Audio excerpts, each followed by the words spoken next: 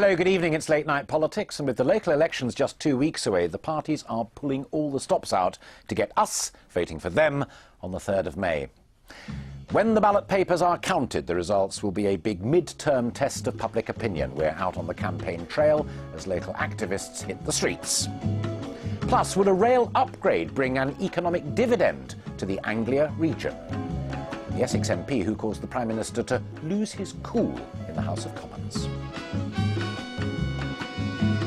And joining us in the studio tonight, we have a former Home Secretary and 2 MPs. We'll be hearing from them a little later. But first, as I said, we are off on the election trail, where rosettes of all colours have been dusted off as the party activists start campaigning to get their candidates elected in 400 seats across 22 councils in the Anglia region. As our political correspondent Emma Hutchinson reports, it'll be an important mid-term test of public opinion. On the campaign trail, and they want your vote. In 2 weeks' time, voters will go to the polls to choose their councillors. Across the Anglia region, around 400 council seats are up for grabs on May the 3rd. 22 councils in the east have elections. The Conservatives want to keep this map as blue as possible. The last time these seats were contested 4 years ago, they won 44% of the vote. After 2 years in government, it'll be difficult to repeat that. The Liberal Democrats will hope the national opinion polls don't translate into losses at the ballot box. They want to keep control of Cambridge Council. And, of course, Labour will be looking to make progress. They hope to win a majority in Norwich for the first time in 10 years and to take control of Harlow Council. No surprise, then, that Labour chose there to launch their local election campaign in the east. Recent opinion polls show the party on the up, but they must still persuade a lot of voters in our region if they're to make a comeback. It's important that we do well across the east of England, because we know that in the general election to come, if we're going to have a workable majority at Westminster, we need to have 9, 10, 11 seats across the east. At the moment we've got 2. 2010 was a disastrous general election for us. 2011 we made good gains across the east, and I'd expect that we'll still make good gains across the east. It might not be headlines, but I'm looking for those individual councillors right across the region. The east of England is traditionally true blue, and for campaigners here in Cambridgeshire, the aim is to keep it so. But some Conservative MPs acknowledge it's been a difficult month since the budget, with bad headlines and a drop in their opinion poll rating. They admit this could be a tricky set of elections. These seats were last contested in 2008, a high point for the Tories. If you look at the sheer numbers and what the swing was and where we are in government as well now, I think it's logical that we should be losing some seats. The interesting thing will be where we lose and what we lose, and whether Labour make the kind of gains they really should do. And what I'm seeing on the ground, certainly in my own constituency and elsewhere in Norfolk, is they're not getting the reaction on the ground that Labour, I would have thought, would hope to be getting. People on the ground do seem to understand the government's doing some tough things that need to be done, and they're still giving us the benefit of the doubt, understand why we're doing it, and I would hope in May that we'll get their support to see that job through at a local level as much as national. Elevated class of leaflet stuffer. The Liberal Democrats are campaigning hard to hang on to Cambridge Council. At last year's elections they lost seats across our region, a backlash it seemed for being in coalition government. This time they hope voters won't focus on the national picture. This is a local election. I do hope that people will vote on local issues. If you've got a good Tory councillor, return. If you've got a good Labour councillor, return. If you've got a good Lib Dem, return him or her. And likewise for any other party or independents. There are good councillors in all political parties, and I hope when people go to vote that they won't be voting on national politics, they'll be voting on local politics and the personalities and the competence and the ability of individual candidates, individual councillors. And it's the smaller parties who are hoping to pick up on any disillusionment with the coalition or Labour. In Norwich, the Green Party is hoping to build on their support in the city. And UKIP, campaigning here in Cambridgeshire, have overtaken the Liberal Democrats in some recent opinion polls. But as every politician will tell you, it's not opinion polls that count, but actual votes in ballot boxes. And all eyes at Westminster will be on the local council results in 2 weeks' time. I'm going to start with Bob Russell's air of optimism there. It should be about local issues, Charles Clarke, but the reality, I guess, is that that's quite a tough battle. It's always about both. It's always about both local and national. These elections in every parliament are a referendum on the government in place. In this case, they will be a referendum on the budget, in particular George Osborne's budget and the decision of the Lib Dems to support it in all its turns and all its injustices. I, however, agree with Bob. You may be surprised to hear that I hope that people do vote on the local issues. In Norwich, where I live, we're a very strong party. I hope we will win the councillors, as Emma was suggesting. But people should look at the local issues and vote on that basis. And I think he's got quite a lot right in it. People do vote on those issues. Let's shift to Cambridge then. Lib Dem Member of Parliament for Cambridge. And as Emma said, you know, hoping to hang on to control there. It could be your support, not your personal support because you're a bit of a boat rocker, but your party's support for the coalition that could actually cost your party a great city. Well, I have to say, I think when I've been out knocking on doors in Cambridge, people have been generally positive. I mean, Charles was talking about the budget. What he didn't talk about was, of course, giving 24 million people a reduction on the income tax that they pay, particularly targeted at low-earning people, lifting, I think it'll now be 2 million poorly paid people out of income tax completely. I mean, I think Labour will do a bit better because they did it atrociously 4 years ago, because that was when there was the whole 10p fiasco where Gordon Brown doubled the tax rate for the lowest paid. I hope it will be about local issues. In Cambridge we have a good story to tell. The recent Centre for Cities report showed that Cambridge was the city in the country that was doing the best. We have unemployment that's lower than at the time of the general election. We've been doing a lot of environmental schemes. We have some very good local councillors who I hope will keep their seats. This is a little bit like the rebellions we've seen over the last 48 hours on VAT and pasties and stuff like that. Now's the chance for ordinary voters, let alone parliamentary voters, to put the boot in a bit and know that actually until 2015 it doesn't matter that much. You're in trouble. Well, that's something we've seen at local elections for decades and decades, that people use local elections to send a message to government. But I agree with Sir Bob and with Charles as well, actually. I think really it is a matter for people to look at what they want nationally and to hopefully give us some endorsement about the hard job we're doing nationally, but also to look at what's happening locally, look at their candidates, look at their local councillors. Where they've got good local councillors, in Norfolk we've got great Conservative councils delivering good services, to reward them by re-electing them and ensuring we can continue the good local work. What about the challenge of the others, as Emma talked about there as well? The Greens, they have a Member of Parliament for Brighton, but other than that, they're not a parliamentary hold. But in East Anglia, the Greens, I mean, they're said widely to have hurt you quite a lot in the 2010 election. Are they a force? The Greens are a force in some areas. They're certainly a force in Norwich. I think they're a bit of a force in Cambridge. But they were very much a busted flush, actually, in the 2010 general election. They hoped they'd win the seat I lost. In fact, they didn't. They came fourth in that election. And they always are hopes for them, but they don't really deliver it. I think a more serious threat to the Conservatives in particular across the eastern region is the UKIP. Can I just butt in to remind folk at home who may not know that since you stopped being an MP, migration is one of the areas that you look very closely at and how we react to that. So it perhaps informs what you're saying about UKIP. It certainly does, and there are a lot of concerns that people have. I've got my arguments with them, but they've done well in previous elections on a regional basis, both in the European elections and in some local elections. As Emma said in her report, they're ahead in the polls of the Lib Dems in certain circumstances. And were I the Conservatives, I'd be a bit worried about UKIP across the region. Well, we have one with us, fortunately. And we saw you in the film talking about that, Brandon. And the map that Emma put up there at the beginning, which is, you know, very widely speaking, blue.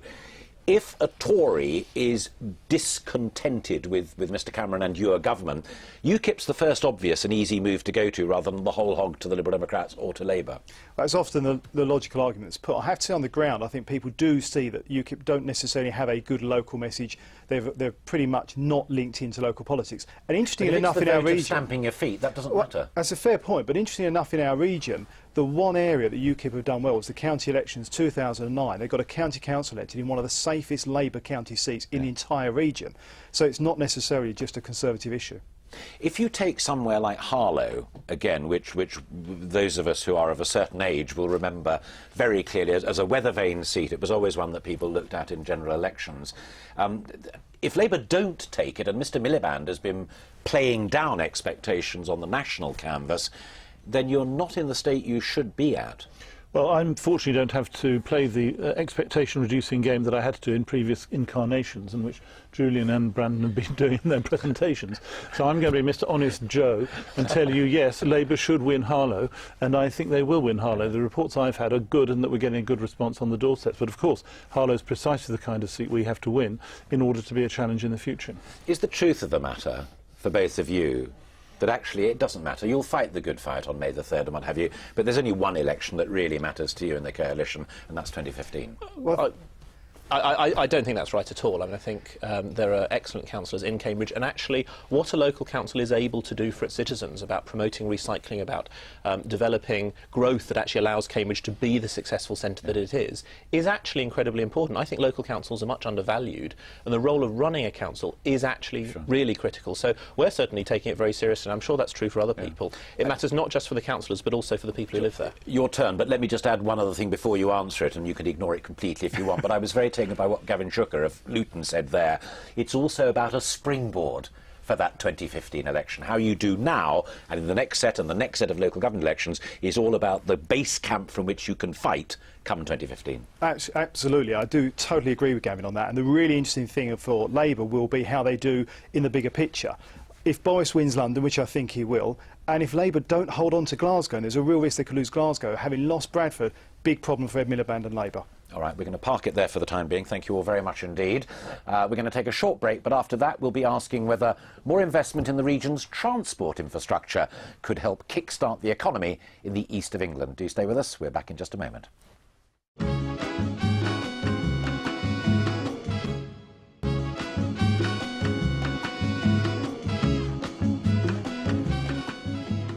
Welcome back. Now, as promised, how important are road and rail links to a region's prosperity?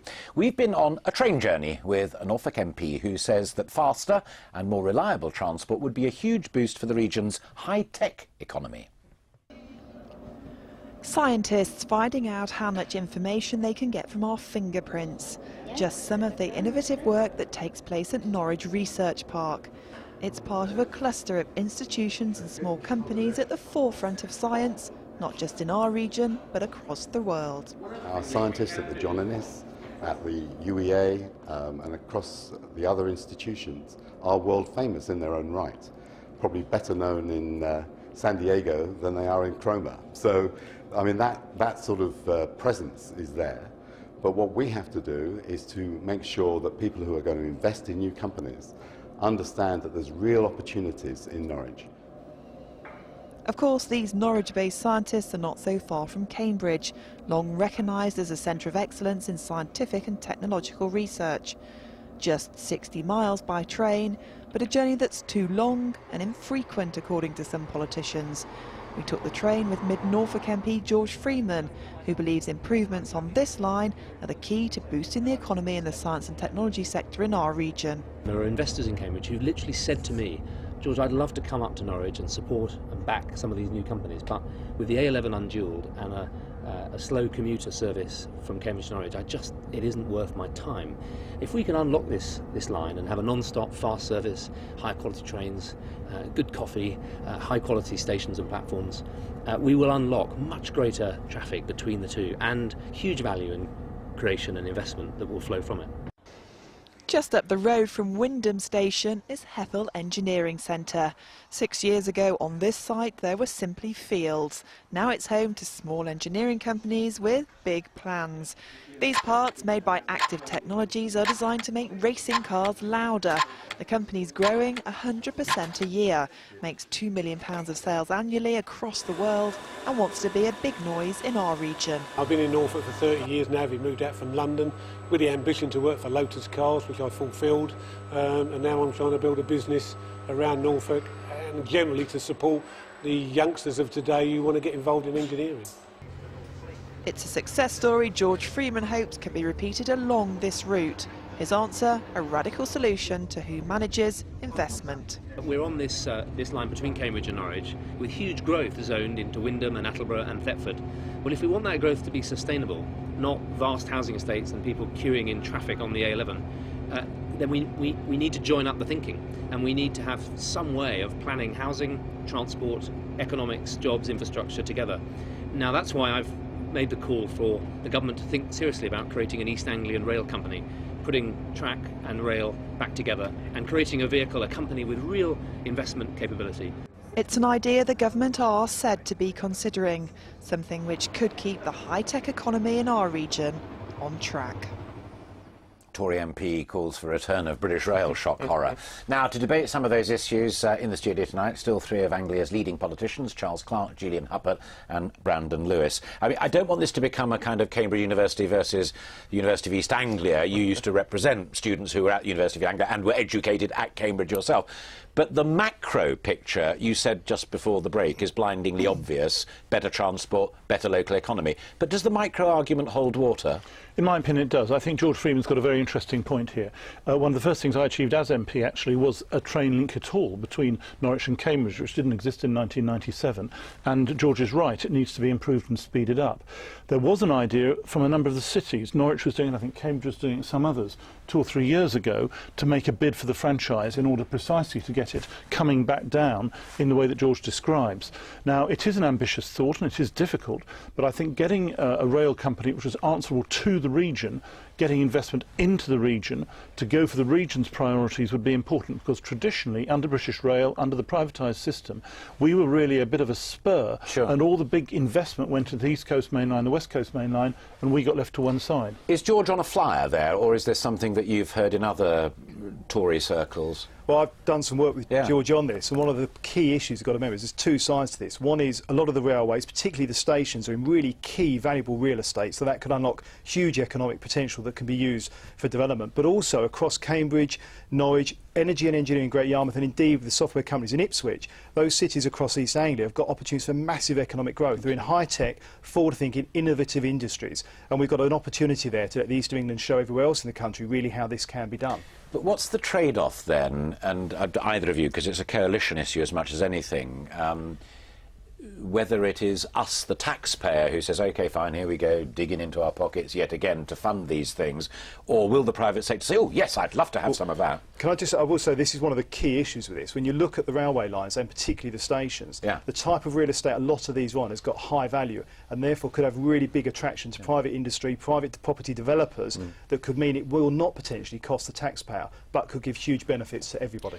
I mean, I think there are a number of different schemes. I mean, just to pick up one scheme in Cambridge, something I've been campaigning for over a decade, is a new station in the north of Cambridge by the Science Park on the direct line down to London, as well as having other connections. And that can be funded by the council borrowing money and spending that, and then getting some of the money from the extra business that's generated, as well as taking an area which is relatively low-use sidings and turning that into, obviously, very high-value land next to the Science Park, as well as the economic growth there. So I think one can do things like that. For other schemes, I'm pushing very hard for the last bit of the East-West rail link, so that we could connect Norwich, Ipswich, through to Cambridge, and then through to Bedford, Milton Keynes, Oxford and further west. That is an expensive project, but something I've been working with ministers on quite constantly. If we can get the route, I think we can get that built, but that probably would require some state intervention. This is a completely key point. You can get private investment, you need partnerships. People aren't good at making these partnerships go. The example I always give is Peterborough. You need a much better interlink between the services into East Anglia and the East Coast Main Line, and Peterborough Station is a big blockage for those kind of changes. There's exactly the kind of resource there which Brandon and Julian have described. The county councils, local, other public authorities, but also private sector ready to invest. But that real estate that you were talking about in your last contribution, of course, is vested in Network Rail. They are responsible for the tracks. They're also responsible for the stations. And the Conservative Party very proudly said, you know, you're in the private sector, that's where you stay. Is there a bit of a contradiction there? No, not at all. And what came out in the report just before Easter was something, and a point I made in the House itself, is that we have got to look at a different alternative. And the Secretary of State said we are starting now to look, particularly with the new franchises, how we can unlock those potential leaseholds and freeholds to make use of that real estate and get private investment in that can actually see this kind of development. So there is an opportunity there. As an aside, Abellio, the company which is just the Dutch company which has got the franchise here, which I think is a very progressive and interesting company. I know them well. I think they're exactly the kind of company who, if propositions of this kind came along, along, they'd be ready to talk Turkey about what might be done. And they are interested. The members of Parliament all across Norfolk certainly have been talking to them, and they are very interested in this kind of project. Yeah, I mean, the same is true very much with Cambridge. I think there's a lot of creativity. I think what we need to do is to move on from the ideological arguments about whether the rail should be private or public, and actually to what provides the best service. And I think we'd all agree that that's actually what we need. But also, that's intriguing coming out of this conversation, given Labour, Liberal Democrat, Conservative. Final point very briefly, though, what do the public do about it if they happen to be Peterborough or Norwich or Cambridge residents? How do they get into that argument?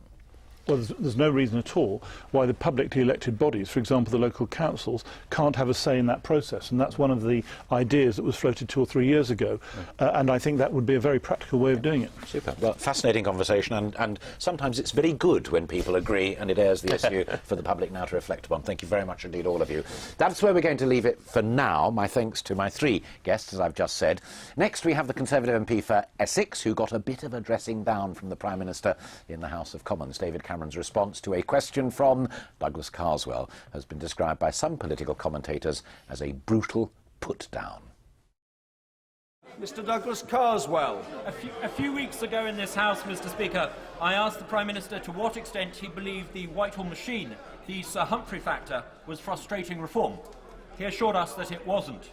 According to the Financial Times, in Malaysia last week, the PM said, "As Prime Minister, I can tell you, yes, Minister is true to life."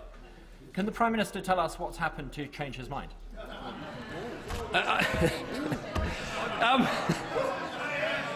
There are a few occasions when I think the honourable gentleman does need a bit of a sense of humour. Some people would say it rude. I've had it worse. I'm not in politics because I've got a thin skin, and if I was precious about these things, I would probably choose a different job.